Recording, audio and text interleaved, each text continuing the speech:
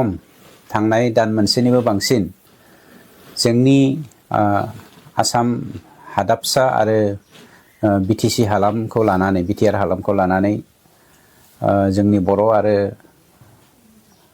ट्राइबेलफोरखौ लाफानानै मोनद' हारिखौ ट्राइबेल स्टेटास होनायनि बेलायावहाय दान्थे बिदान्थे दाङाबाजि जालायगासिनो दङ आरो जोंबो बेखौ खोब सिला नोजोरजों नोजोर होबोगासिनो थादोंमोन। गोबां मानसिफोरा जोंनि इउपिपिएल दोलोखौबो दिनै माहारियारि बादजों समाज दानायनि थांखिजों बर'लेण्ड हालामाव सान्थि गायसननायजों आरो गासैबो जाथि जनगोष्ठीखौ लानानै खौसेथियै भारतीय नागरिक हिसाबै जोङो माबोरै आवगायलांगोन बे नोजोरजोंनो जोङो अबजार्भ खालामबाय थाबोदोंमोन। जाउनाव जोङो साननैसो नेथ'दोंमोन, नाथाय दिनै जोङो मोनसे बाथ्राखौ रोखा होनो नागिरबाय जे दिनै बाथ्राफोरखौ रोखा बुंनायनि सिगां आं मोनसे बाथ्राखौ क्लियार होग्रोनो नागिरदों जे जोंनि थांनाय 29 नभेम्बर खालि ट्राइबेल स्टुडेन्ट इउनियननि दैदेननायाव बर'लेण्ड आरो क'क्राझार मुलुगसोलोंसालिजों लोगोसे गुबुन गुबुन फरायसालिमानि फरायसा फरायसुलिफोरा थांनाय जोंनि बे बिटिसिनि सेक्रेटारियेट मावख'खौ गाग्लोबनायनि बेलायाव बिपिएफ दोलोनि दैदेनगिरि बिथांमोना बरन्स हाग्रामायाबो बावहाय इउपिपिएल दोलोनि आखाइ दं आरो इउपिपिएल दोलोनि थुनज्लायनायावनो बे खामानिया जादों होननाया सोमोनांथावना आरो सोंखारिथावना।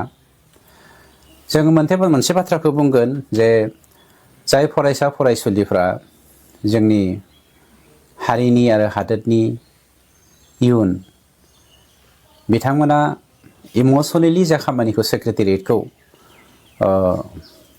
एटेक खालामबाय बा बिनस्थ' खालामबाय, बियो आयेन बेरेखा जादों, बेखौ जोंबो गनायो। नाथाय दिनै जाय फरायसा फरायसुलिफ्रा गावनि राव हारिमु थुनलाइ आसार खान्थिखौ थैनो थांनायखौ नुखानानै रायखसनि खुगायाव मन'जाहां अबस्थाखौ नुखानानै इमसन जानानै सोमावसारदों, बे सोमावसारनायखौ लानानै हाग्रामा आरो बिपिएफनि मानसिफोरा इउपिपिएलनि फिसाफोर बा न'खरनि मानसिफोर होननानै बुंनाया हारिखौ लाजि फोनांनाय बायदि जादों। नंगौ, बावहाय इउपिपिएलनि गथ'फोरबो फिसाफोरबो थागोन, बिपिएफनि फिसाफोरबो थागोन, बिजेपिनि कंग्रेसनि फिसाफोरबो थागोन। इउपिपिएल, बिपिएफ, बिजेपि, कंग्रेस बेफोर जादों मोनफा मोनफा राजखान्थि हान्जा। खिन्थु बर' बिमानि राव रायग्रा, बर' बिमानि आसार खान्थि हारिमु राव थुनलाइखौ सिबिग्रा बैफोर जादों साफा साफा बर' आरो साफा साफा ट्राइबेल। जाय ट्राइबेला रोजा 7,000 बोसोर जोंनि बर' बंस'आ रायजो जाबोदों, बे 7,000निख्रुइबो बांसिन रायजो जानाय बर' फिसाफ्रा जेब्ला दिनै हरखाब सासे बर' दैदेनगिरिनि दैदेननायावनो गावनि राव हारिमु थुनलाइ आसार खान्थिखौ रायखसनि खुगायाव गारसननायखौ नुबाय, बे नुनानै बिथांमोना सोमावसारनाया बे मोनसे साभाबिक बाथ्रा। नाथाय बिदि होननानै दिनै बिपिएफआ इउपिपिएलखौ मुं फाननाया गावनि राजनैतिक षड़यन्त्रनि थाखाय बर' हारिखौ फाननायनि मोनसे सिन जानानै फैनायखौ जोङो नुनो मोनदों। नैथियाव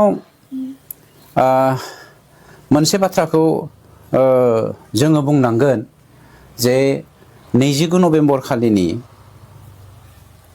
जा जाथाय, बे जाथायखौ लानानै हाग्रामाया जे इउपिपिएल एबसुआ गावखौ बुनो जुगुमदों, गोहो दंब्ला मोदोमाव दांनाय फै होनना बुंनाय बाथ्राया, आं सानो बियो सासे गावखौ मूर्ख होनना सिनायथि होनाय सासे लिडार।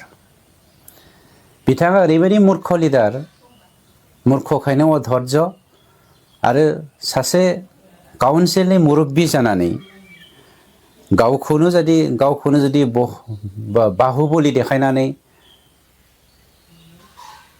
हारिखौ फोजोबस्रांनो नागिरदोंब्ला आं खावलायगोन नोंथाङा मेलेम दङबा खर'आव जुदि नोंथाङा मेलेम दङब्ला खलम हमनानै जोंजों दावहा नांनो आवगायदो।